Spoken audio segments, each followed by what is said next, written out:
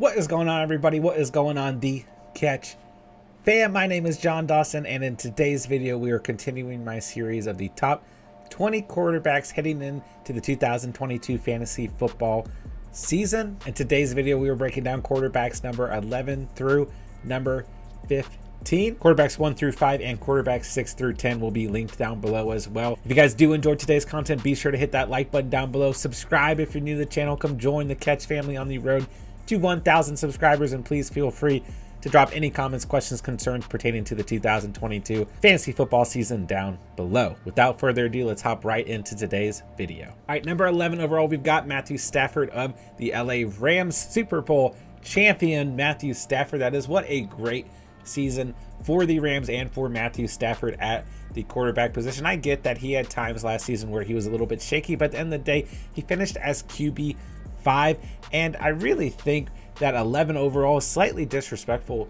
in comparison to what he did last season. But I just think, similar to some of the other players we're going to talk about today, he doesn't necessarily offer as much upside as some of the other quarterbacks we've already talked about between numbers 1 through 10. But at the end of the day, man, 601 passing attempts. Sean McVay just really let Stafford let loose overall. 404 completions, over 4,800 passing yards, 41 touchdowns, and 17 interceptions. I really don't see any reason why he can't replicate those numbers. He did lose Bobby Trees to the Tennessee Titans in the offseason, but remember, Robert Woods only played for the first half of the season. He add Allen Robinson to this offense, which I like quite a bit. Odell's still up in the air if Odell's going to be a Ram or not, but overall, at the end of the day, you got Cooper Kupp. I don't know what else you need as a quarterback, but I love that addition of Allen Robinson. Like I said, him and Tyler Higbee at the tight end position have shown a lot of good chemistry, and then Van Jefferson is a phenomenal wide receiver 3. Even if Odell comes back to the Rams, I really like where this receiving room is as a whole. So overall, I think Stafford is in line for another great season. I won't be surprised if he cracks the top 10 overall after the 2022 fantasy football season. But for now, like I said, I think some of those other quarterbacks we talked about as a whole just offer more upside. At the end of the day, though, I do want to mention his current ADP is coming in at 98.6 through the sleeper app. He is an absolute steal of a QB to go out and target. If you are looking for a later round QB and looking to stack up at the receiver, running back, and tight end position in your draft, Stafford is going to be a gem of a draft selection heading into the 2022 fantasy football season. All right, number 12 overall, we've got the man, the myth, the legend himself, Aaron Rodgers of the Green Bay Packers. Probably the most disrespected quarterback in terms of rankings at this point in the offseason. Guys, I get it. I would love to put Aaron Rodgers so much higher overall, and I really do think that he is that good of a quarterback that he could easily break the top 5 next season. Last year, he finished as QB6 overall, 531 passing attempts, 366 completions, just over 4,100 passing yards, 37 touchdowns to 4 interceptions. He did have 101 rushing yards and 3 touchdowns. Guys, just look at the last 2 years. 37 touchdowns, 4 interceptions, 2021, 2020, 48 passing touchdowns and 5 interceptions. Just one of the most accurate passers in the entire league over the past couple of years. Aaron Rodgers is just a one-of-a-kind, unique player at the position. I have nothing bad to say about A-Rod whatsoever. I 1010% hope he steps up and is able to perform without Davante Adams as a top 6 quarterback like he was last season. Not to mention, he was the NFL MVP the last 2 seasons. Guys, this is not meant as a knock on Aaron Rodgers, but similar to Matthew Stafford, I just think some of those quarterbacks I had in the top 10, especially with their rushing capabilities, offer some more upside. Plus, a lot of those quarterbacks are coming back into their offenses with the same receivers, and that is what I think a lot of fantasy managers at this point in the offseason are worried about with Aaron Rodgers, is the exclusion of Davante Adams now that he is with the Raiders. When we look at this receiving room as a whole, we might as well mention the running backs. You got Aaron Jones and A.J. Dillon. Listen, I think both those backs are phenomenal. The run game for this team is going to be phenomenal. But looking at the receiver position, we got Allen Lazard. We've got Christian Watson drafted in the 2nd round. I mean, I like both of those guys. Don't get me wrong.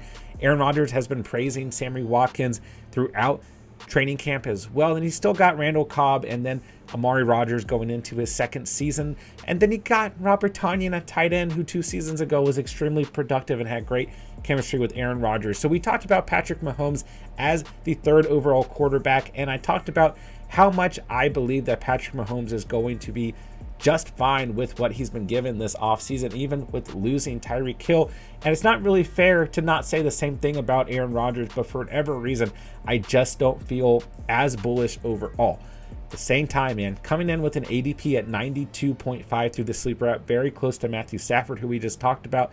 And I think Aaron Rodgers is the biggest steal in fantasy football mock drafts right now. We have seen him fall and fall back in so many mock drafts, guys. I really do think he is probably more than likely going to finish as a top 10 quarterback. At the moment, I've got him just outside at top 12, and it pains me. It really does, guys. Don't doubt Aaron Rodgers, even if I'm slightly doubting him. I have to emphasize that I really do believe that he's going to be just fine, even without Davante Adams. I really do think he's still going to have a very productive and a very consistent season moving into the 2022 fantasy football season.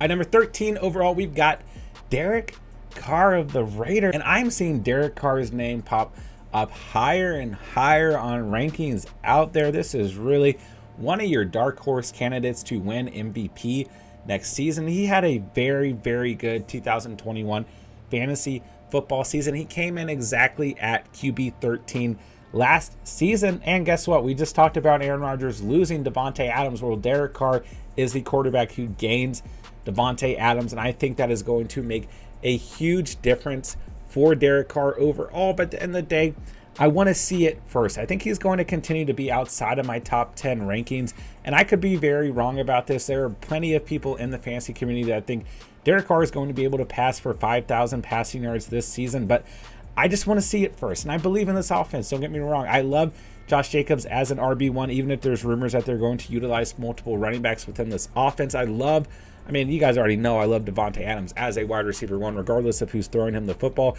You guys know I've been crazy about Hunter Renfrow all off season long, even with Adams coming to that offense. And obviously Darren Waller, one of the most talented tight ends in the league when fully healthy. So I like the direction that this offense is moving as a whole. When we look at Carr last season, like I said, came in as QB 13 overall, 626 passing attempts. That was a career high. 428 passing completions, also a career high. 4,800 passing yards, just over the mark at 4,804. 23 touchdowns to 14 interceptions. So the interception number is definitely not good, and it was a career high, but overall he should be able to clean some of that up with the direction that this offense is moving into. He was on absolute fire to start last season. He looked like an absolute steal in 2021 fantasy football draft, and then he kind of cooled off towards the end of the season. But nonetheless, the Raiders made the playoffs last season. They're a very relevant team, and I think they're going to continue to be relevant in 2022 as a whole. But at the moment, like I said with the other quarterbacks we talked about today, I am going to continue to have Carr outside of my top 10 just because I think a lot of these other quarterbacks that we've already talked about offer a little bit more upside moving into the 2022 fantasy football season. But let me know, guys. I am interested in the comments. Let me know where you guys are personally viewing guys like Derek Carr, Aaron Rodgers, and Matthew Stafford, because there are rankings out there that are putting them in the top 10, in the top 5 even, and I'm interested to see if you guys think I have them far too low on my rankings. All right, number 14 overall, we've got maybe easily the most disrespected fantasy quarterback on what seems like a yearly basis. We've got Captain Kirk, you like that, Cousins at number 14 overall, moving into the 2022 fantasy football season. Came in as QB 11 last season, 561 passing attempts, 372 completions, 4,200 passing yards, 33 touchdowns to 7 interceptions, a really good ratio. Added 115 rushing yards and 1 touchdown on the ground. Listen, guys, he's still got Justin Jefferson. Adam Thielen's coming back, hopefully healthy, because that is Kirk Cousins' best friend. Dalvin Cook and Alexander Madison. You've got a beautiful running back room, and I mean, you got a beautiful wide receiver 3 in KJ Osborne, who I think is slept on as well. Then Irv Smith is supposed to come back healthy at the tight end position. So there's really no reason whatsoever why Kirk Cousins will not be a top 15 fantasy quarterback, barring any injury next season. And I think he's once again, like everyone else we talked about at the moment, an absolute steal, coming in at an ADP through sleeper at 125.8 9. And simply put, guys, I think he will be a top 15 fantasy quarterback. If you go 0 QB, if you go quarterback late, whatever it is, Kirk Cousins is the perfect QB to target. You're not going to get a ton of upside, but you will get consistency. And like I said, I think he's a lock for a top 15 QB. And that's really all I've got to say about Kirk Cousins. Don't sleep on him, guys. We always sleep on him. Everyone does. I get it. He's not an incredibly sexy fantasy selection, but at the end of the day, he's going to be a top 15 quarterback. If you need a QB late, he is the perfect quarterback to go after moving into the 2022 fantasy football season.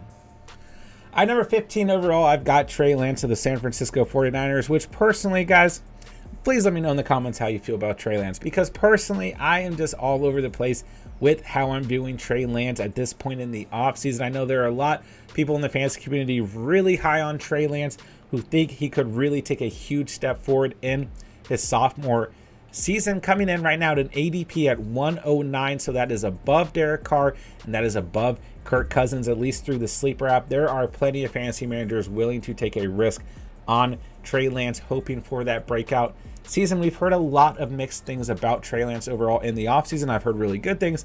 Times I've heard really bad things. Who knows? I mean, at the end of the day, it is just speculation and article writers wanting to write articles, because that's what we do here in the offseason, right? And I'm just not there. At the end of the day, I'm really not willing to take that risk, especially as a QB1. I get it. If you go out and you get a QB early, get a quarterback who you really believe in, and you want to take a risk on Trey Lance late as your QB2, I'm fine with that. But I'm just not even in love with spending a draft pick on Trey Lance. I'm just not there at the end of the day. I mean, when we look at this offense, the run game is going to be good, led by Elijah Mitchell, but who knows, with Kyle Shanahan involved, we might see 17 other running backs utilized. Let's just say Deebo Samuel is the wide receiver 1 for this team. Then you've got Brandon Ayuk at the wide receiver 2 position. Then you got George Kittle, obviously, when healthy, arguably the best tight end in the league, right? So at the end of the day, the pieces are there for Trey Lance to be successful. The question is, can Trey Lance be successful at the quarterback position? Last year, through 6 games, right? Okay, 71 attempts, 41 completions, 603 passing yards, 5 touchdowns, 2 interceptions, 168 rushing yards, and 1 touchdown. It's not really fair to go off of last season's numbers, but I just wanted to put them out there so you guys had them at hand. I mean, listen, like I said, let me know in the comments where you guys are at with Trey Lance, because I've seen them higher up on rankings out there. And I know that there are plenty of members of the fantasy community, like I said, who want to take that risk on Trey Lance. But personally, I'm not there. To be honest with you, I almost didn't even put him in my top 15, but I can see where the upside is coming from what we saw out of him in college. And obviously the fact that the Niners spent a heavy draft selection on him, traded up to add him to their football team. And we have all the rumors of Jimmy G no longer more than likely being a San Francisco 49er, although we haven't seen that happen quite yet. So it does feel like the Niners want to move forward with Trey Lance, and he presents that really nice rushing upside, really unique play at the quarterback position. So I get why people are there with Trey Lance. I'm just personally not there. So I'm interested to get your guys' feedback overall on Trey Lance moving into the 2022 fantasy football season. And that'll do it for today's video. If you did enjoy today's content, be sure to hit that like button down below. Hit that subscribe button if you're new to the channel. Come join the Catch family. And please leave a comment down below. Let me know what you thought of today's rankings as a whole. Feel free to join our Discord, completely free to do so. Link is in the description down below. Check out all of our links down below as well. And if you want to join any of our future free subscriber mock drafts, be sure to join our Discord to get the latest updates on when we are drafting and how you can join our mock drafts as well. And like I said, QBs 1 through 5 and 6 through 10 will be linked down below, as well as our wide receiver rankings as we continue to put together our rankings here in the offseason moving into the 2022 fantasy football season. With that, I'll say thank you guys so much for watching and or listening. And remember, you saw it here on The Catch.